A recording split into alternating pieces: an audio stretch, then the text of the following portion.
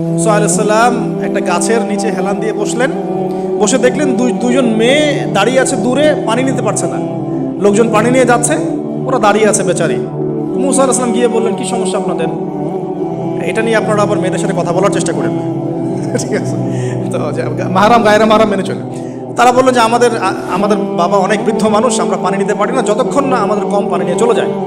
মুসা আলাইহিস সালাম একটু বললাম না, ফিজিক্যালি খুব স্ট্রং ছিলেন। থাকে না বডি বিল্ডার, সামনে গিয়ে কথা বলে সরব পানি দিতে দাও, তখন মানুষ একটু মূল্যায়ন করে না। তো মুসা আলাইহিস সালাম এভাবে পানি নিয়ে দিলেন এবং বাছুরদেরকে পানি পান করালেন, করিয়ে গাছের নিচে এসে বসে আছেন।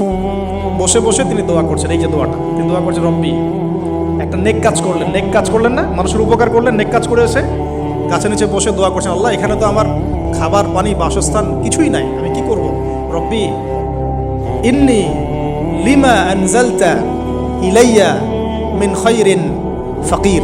রব্বি ইন্নী লিমা আনজালতা ইলাইয়া মিন খায়রিন ফাকির। আবার বলেন, রব্বি ইন্নী লিমা আনজালতা ইলাইয়া মিন খায়রিন ফাকির। অর্থ হচ্ছে, হে আল্লাহ, তুমি তোমার পক্ষ থেকে আমার উপরে যে নিয়ামতগুলো দিবে, আমি এর জন্য ফকির হয়ে বসে আছি। এবার আল্লাহ পাকের সাহায্য নেমে আসলো। ওই দুই মেয়ের মধ্যে একজন হেঁটে হেঁটে চলে আসে। এবার এই মেয়ের হাঁটা সম্পর্কেও কোরআন কথা বলেছে, সুবহানাল্লাহ। এই মেয়ে কিভাবে হেঁটে এসেছে, এই হাঁটার বর্ণনাও কোরআন দিয়েছে। কোরআন বলেছে এই মেয়ে হেঁটে আসছে লাজুক পায়ে। কি পায়ে? এখন আপনি এই পুরো ওয়ার্ল্ডের মেয়েদের হাঁটা দেখেন, লজ্জা আছে? তাহলে মেয়েদের সাথে লজ্জা একটা গভীর সম্পর্ক আছে। এই মেয়ের প্রশংসা আল্লাহ পাক কোরআনে করলেন, লাজুক পায়ে, লাজুক ভঙ্গিতে, অবনত নয়নে সে হেঁটে আসলো। এই মেয়ে এসে বলছে, আমার বাবা আপনাকে ডাকেন, আমার বাবা আপনাকে ডাকছেন। তিনি গেলেন, বাবা শুআয়ব আলাইহিস সালাম। তখন এক বোন ইনডাইরেক্টলি বাবাকে বোঝাচ্ছে যে বিয়ে শাদী দিলে ভালো হয়। এক বোন বলছে যে আপনি তো তাকে পুরস্কৃত করতে চাচ্ছেন, তাহলে এরকম কবিউন আমিন একজন মানুষকে সবচেয়ে ভালোভাবে পুরস্কৃত করা যায় তার যথাযোগ্য প্রতিদান দেওয়ার মধ্য দিয়ে। তো মেয়ের ইশারা বাবা বুঝেছেন, তিনি নিজের এক মেয়ের সাথে মুসা আলাইহিস সালাম বিয়ে দিলেন। সুবহানাল্লাহ। তবে শর্ত দিলেন, দেন মোহর কি? মোহর তো নাই। মোহর কি এবার? মোহর হচ্ছে 8 বছর তোমাকে আমার ফার্মে কাজ করতে হবে। এটা আগেকার একটা স্টাইল ছিল, সুন্নাহ। এটা এখন নাই, যদিও আগে এরকম ছিল যে দেনমোহর দেওয়ার জন্য এই একটা পদ্ধতি ছিল। যেমন ইয়াকুব আলাইহিস সালামের ক্ষেত্রেও এরকম 7 বছরের কথা আসছে। তিনি 7 বছর তার শ্বশুরের ফার্মে কাজ করেছেন। এটা নতুন ছিল না ওই সময়, এটা কমন ছিল।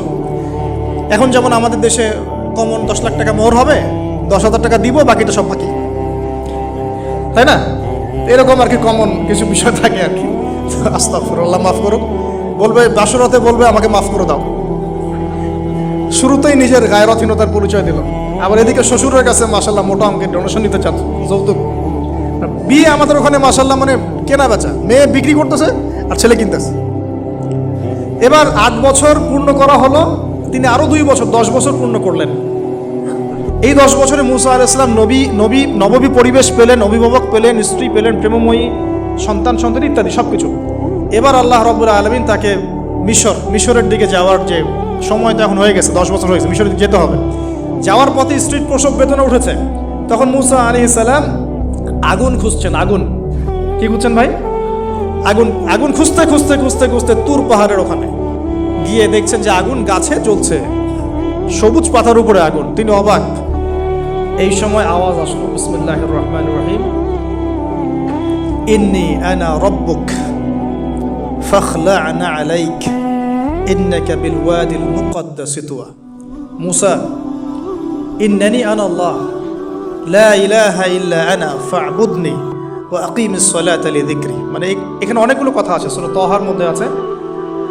আওয়াজ চতুর্দিক থেকে ভেসে আসলো। মহান আল্লাহ রব্বুল আলামিন তার শান অনুযায়ী, তার ইজ্জত অনুযায়ী তিনি যেভাবে কথা বলেন সেভাবে মুসা আলাইহিস সালামের সাথে কথা বললেন। আল্লাহু আকবার।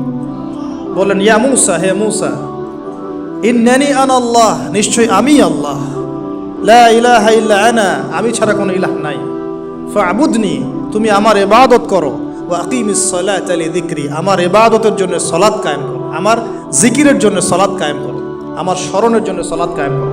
ফাখলা'না আলাইক, তোমার জুতা খুলে ফেলো, ইন্নাকা বিল ওয়াদিল মুকদ্দাস তুয়া, তুমি তুয়া উপত্যকায় আছো, পবিত্র তুয়া উপত্যকায় আছো। আদব শেখানো হলো, এভাবে অনেক কথোপকথন হলো। নবী মুসা আলাইহিস সালাম ভয় পেয়ে গেলেন এবং আল্লাহ পাক আরো কথা বললেন, ওয়ামা তিলকা বিয়ামিনিকা ইয়া মুসা, তোমার ডান হাতে এটা কি? মুসা আলাইহিস সালাম বলছেন, ক্বালা হিয়া আসায়া আতাওয়াক্কাউ আলাইহা ওয়া আহুশু বিহা আলা গনামি ওয়া লিয়া ফিহা মাআরিব উখরা, এটা তো আমার লাঠি, এটা দিয়ে আমি ডালপালা পারি, আমার এই যে গবাদি পশু চড়াই। আল্লাহ পাক বলছেন যে এটা ছুঁড়ে মারো, আলকিহা ইয়া মুসা, এটা ছুঁড়ে মারো। ফালকাহা, তিনি ছুঁড়ে মারলেন, ফাইদা হিয়া হাইয়াতুন তাসা, এবং এটা ছোটাছুটি শুরু করলো, বড় একটা সাপ হয়ে গেল। সুবহানাল্লাহ। এগুলো কোনো গাল গল্প নয়, এগুলো আল্লাহ রাব্বুল আলামিনের মুআজিজা, মুআজিজাতুল কুবরা, এটা বড় মুআজিজা। তিনি পিছনের দিকে দৌড়ানো শুরু করলেন সাপ দেখে, খাইফা ইয়াতারাক্কাব, মানে ভয়ে দৌড়ানো শুরু করলেন। আল্লাহ পাক বলছেন, লা ইয়াখাফু লাদাইনাল মুরসালিন, আমার কাছে রসুলগণ ভয় পায় না, তুমি ভয় পেও না, তুমি ওটাকে ধরো পিছন থেকে, সেটা আবার লাঠি হয়ে যাবে। পিছন থেকে হাত দেওয়া হলো, লাঠি হয়ে গেল। সুবহানাল্লাহ। এবার বলছেন যে তুমি তোমার বগলের নিচে হাত ঢুকাও। মুসা আলাইহিস সালাম বগলে হাত ঢুকালেন, বের করলেন, হাত থেকে টর্চ লাইটের মতো আলো বের হওয়া শুরু। এটা দ্বিতীয় নিদর্শন। কেন দেয়া হলো নিদর্শন?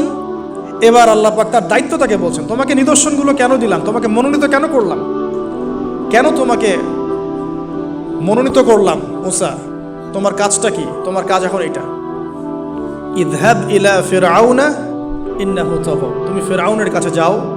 ফিরআউন সীমা লঙ্ঘন করেছে, মনে আছে ফিরআউনের কথা? সীমা লঙ্ঘন করেছে। তখন মুসা আলাইহিস সালাম তার অপারগতা প্রকাশ করছেন এভাবে, তিনি বলছেন, আল্লাহ আমার তো জিহ্বায় জড়তা আছে, আর আমি তো ওখানে এক ব্যক্তি, আমার খুনের অভিযোগ আমার কাঁধে, আমি এখন কিভাবে কি করব আল্লাহ? তখন আল্লাহ রাব্বুল আলামিন বলছেন, এই দোয়াটা করো। কোন দোয়া? মুসা আলাইহিস সালাম বললেন, রব্বি ইশরাহ লি সাদরি, হে আল্লাহ আমার বক্ষ প্রশস্ত করো, ওয়াসসির লি আমরি, আমার কাজকে সহজ করে দাও, ওয়াহলিল উকদাতাম মিন লিসানি, আমার জিহ্বার সমস্ত জড়তা দূর করে দাও, ইয়াফকাহু কাওলি, যাতে মানুষ আমার কথা বুঝতে পারে। আর আমার সাথে আমার পরিবারের মধ্য থেকে ওয়াজআলনি ওয়াজিরাম মিন আহলি, আমার পরিবারের মধ্যে একজন ওজির আমাকে দাও, সাথী। হারুন আখি, আমার ভাই হারুনকে দান করো। সুবহানাল্লাহ।